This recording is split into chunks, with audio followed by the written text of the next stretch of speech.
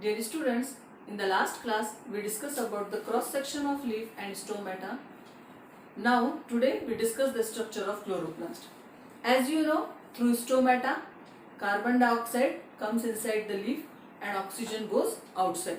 Water is absorbed by roots, and now these raw material in presence of sunlight and chlorophyll perform process of photosynthesis inside chloroplast. So chloroplast is one of the major organelle in leaf which provides site for the process of photosynthesis. And now here we are going to study about the structure of chloroplast and how inside chloroplast the process of photosynthesis takes place.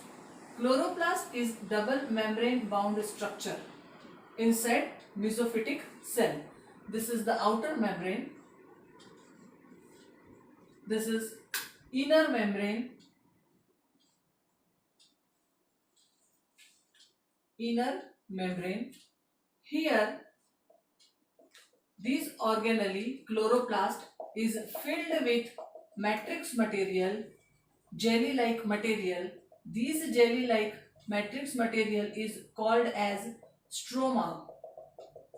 This material inside chloroplast is called as stroma. How this stroma is made up of? What is present in stroma? Major component of stroma is water, and with water other material like protein, then nutritive material, enzymes which are taking part in the process of photosynthesis and reduction of carbon dioxide, all that material is present inside the stroma. With this material inside stroma, such disc-like structure is present. This disc-like structure is called as thylakoid. These thylakoids are arranged one above other, and the whole structure is called as grana. Single one is called as thylakoid, like this single disc-like structure is called as thylakoid, and group of thylakoid in form of a bunch is called as grana. Inside this grana, the pigment chlorophyll is present. Chlorophyll pigment is present inside this structure. Inside this thylakoid, chlorophyll is present. So chlorophyll is called as photosynthetic pigment, whereas chloroplast is called as photosynthetic organelle. Now, whatever sunlight falls on the surface of leaf, the first process of photosynthesis is absorption of light energy. Now, whatever sunlight comes and falls over the surface of leaf, this sunlight is absorbed by this chlorophyll which is present inside this thylakoid. This chlorophyll pigment, they absorb sunlight, and here the first step or first process or beginning of photosynthesis takes place, that is the absorption of light energy by chlorophyll. That's why chlorophyll is essential, as well as light energy is also essential. Second step of photosynthesis, here the two things or two process takes place together. One is this light energy, whatever absorb light energy converts into chemical energy. That is the light energy, sunlight energy converts into chemical energy and remains stored in form of ATP. Side by side, simultaneously, one again more process carried out, that is the splitting of water. As this light energy or these rays fall throughout the surface area, that is inside stroma, also some of the light energy is falling. So stroma, the basic composition of stroma with water, enzymes which are involved in the process of photosynthesis for reduction of carbon dioxide, everything is present. So these water which is present inside stroma, because of presence of light energy, breakdown, splitting of water, and the process is called as photolysis. So here splitting of water takes place, which release proton, that is it makes or it help to separate hydrogen and oxygen. So it releases proton, electron and free molecular oxygen. Free molecular oxygen, that is oxygen in form of gas, which release out.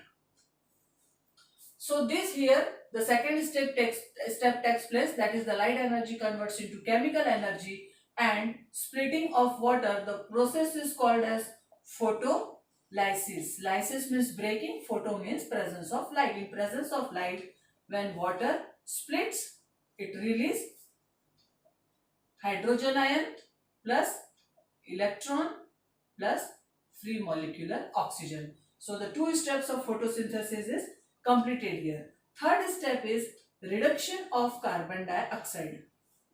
Reduction of carbon dioxide to carbohydrate. Carbohydrate. This is the third step. And this third step, actually reduction of carbon dioxide, this step is very big process and it takes place in several three parts. That is the fixation of carbon dioxide, then reduction and then release. So here, whatever may be the reduction of carbon dioxide, as these steps are introduced by scientist Kelvin, the process is also called as Kelvin cycle. So here, this process or reduction of carbon dioxide takes place inside the last step in presence of this ion and electron. They trigger the reaction and provide energy and convert carbon dioxide into carbohydrate. So here the last step of photosynthesis is completed. In this way, inside chloroplast, three steps of photosynthesis carried out, that is the absorption of light energy by chlorophyll. This sunlight is essential and sunlight is converted into chemical energy, remain in the form of ATP. Stroma, the composition of stroma, the basic component is water. So water splits to release electron and proton with molecular oxygen. This electron and proton with ATP involved in the process of reduction of carbon dioxide and help to convert it into carbohydrate. And here the process of photosynthesis is completed in chloroplast. That is why this chlorophyll, chloroplast and sunlight is essential for the process of photosynthesis. Here you have to remember one thing. Don't get confused in between for chlorophyll and chloroplast. What is chlorophyll and what is chloroplast? Or maybe the question will come, name the organelle which involve in the process of photosynthesis as well as name the photosynthetic pigment. So photosynthetic organelle is the chloroplast and photosynthetic pigment is chlorophyll. What do you mean by photolysis? Photolysis means splitting or breaking of water. That is called as the photolysis because of presence of light energy, that is the sunlight. Now again one of the important question. Here the raw material used for the process of photosynthesis are carbon dioxide and water. As a byproduct, we are getting carbohydrates and oxygen. So the question is, which material, carbon dioxide or water, which material helps for the releasing of oxygen?